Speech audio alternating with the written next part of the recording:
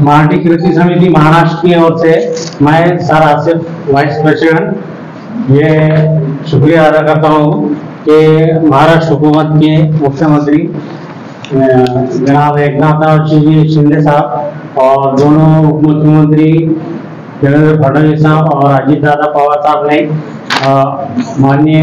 अल्पसंख्यक मंत्री अब्दुल सत्तार साहब के प्रस्ताव पर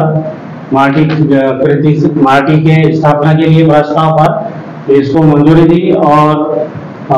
सभी दूसरे जो आमदार हैं हमारे जिन्होंने हमारा हमेशा साथ दिए अबू आसिम आजमी साहब, रईस शेख साहब, राजू नवगिरे साहब, अमीन पटेल साहब और राजू एकड़े साहब, कैलाश पाटिल साहब, ये सब लोगों ने जो है तो अपने अपने तौर पर मुख्यमंत्री से और अल्पसंख्यक मंत्री से अजीत पवार साहब से जो तो नुमाइंदगी करके मराठी स्थापना के लिए अपने जो तो कोशिश की है। मैं सबका शुक्रिया अदा करता हूँ। सबका पठाण महाराष्ट्र मराठी कृती समिती परभणीच्या वतीनं प्रतिनिधी म्हणून इथं उपस्थित झालेलो आहे। महाराष्ट्र मराठी कृती समितीने मागील 4 वर्षापासून एक अथक प्रयत्न करून आणि निस्वार्थीपणे फक्त समाजासाठी आपल्या कौमसाठी आपल्या सर्व अल्पसंख्याक विद्यार्थ्यांसाठी जे आवश्यक होतो तो लढा चांगल्या पद्धतीने दिला आणि एका चांगल्या गाईडलाईन नुसार आणि काही आमचे जे वरिष्ठ काही होते त्यांनी चांगलं यांना मार्गदर्शन केलं। त्यानुसार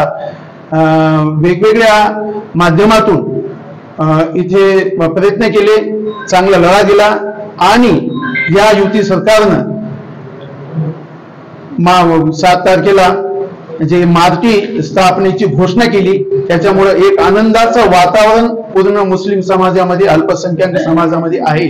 आणि याला सर्व स्तरातून जो सगळ्यांनी पाठिंबा दिला आणि खास करून आपले media, digital media, print media यांनी खूप सहकार्य केलं आणि आमचं जे म्हणणं आहे ते सर्व समाजापर्यंत, राजकारणी लोकांपर्यंत, शासनापर्यंत चांगल्या पद्धतीनं पोहोचवलं आणि त्याच्यामुळे हे यश प्राप्त झालेलं आहे। याच्यामध्ये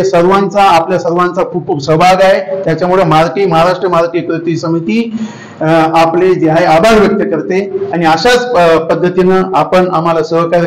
करत राहावं ही अपेक्षा व्यक्त करून मी माझे मनोगत संपवतो। और इसमें जो जितने लोग दिख रहे हैं आपको, ये सामने वाले लोग हैं काम करने वाले और पीछे वाले लोग भी काम करने वाले। तो ये जब सबकी जो है तो नेक नियतों की वजह से, नेक ख्वाहिशों की वजह से और एक मुस्लिम समाज को जो है तो कहीं ना कहीं उनको मुख्य धारा में लाने के लिए उन्होंने जो है तो एक अच्छी ख्वाहिशा का अपना जान माल लगा के यहाँ तक लेके आया और उसके वजह से जो है तो अल्लाह ताला ने हमको इसके वजह से जो है तो हमको कामयाबी मिली। और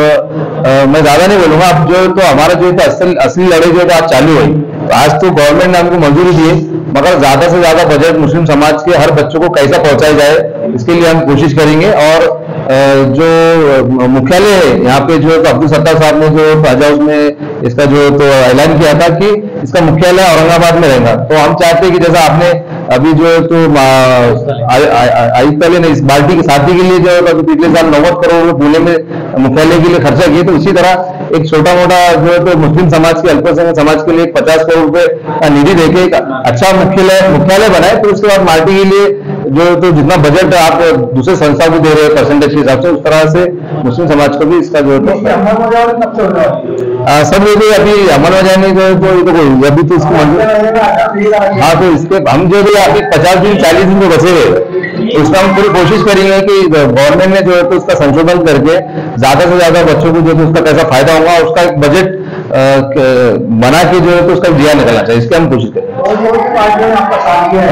हमें जो तो सभी पार्टियों का साथ मिला, ऐसा कोई नहीं कि जो समाज का अच्छा अगर काम रहता है तो इसमें पॉलिटिक्स नहीं थी। हर समाज के राष्ट्रवादी कांग्रेस हो या दोनों राष्ट्रवादी कांग्रेस है, तो बाद में आपका समाजवादी पार्टी हो गई, दोनों शिवसेना है, जितने भी पार्टीज है ये सब नहीं, पार्लियामेंट में भी हमारे धरने में शारिक मंत्री भी साथ में थे और इम्तियाज जलील साहब ने भी जो उसका पत्र दिया था। ऐसा नहीं मैं सबका नाम ले रहा हूँ, इसलिए मैं क्या बोला, मैंने ऐसा कोई बोला नहीं कि पार्टी का, सभी पार्टियों ने इसमें साथ दिए और सबके भाजपा के भी आमदार, यहाँ तक के आखिरी में जो हमें जो हमारे नबील भाई ने कोशिश की तो 4 आमदारों ने बीजेपी के हमको दिए थे। तो अच्छा अगर काम है, अच्छा अगर प्रेजेंटेशन है आपका और डिमांड अच्छी थी तो आपको हर आदमी आपको साथ देगा। आखिर में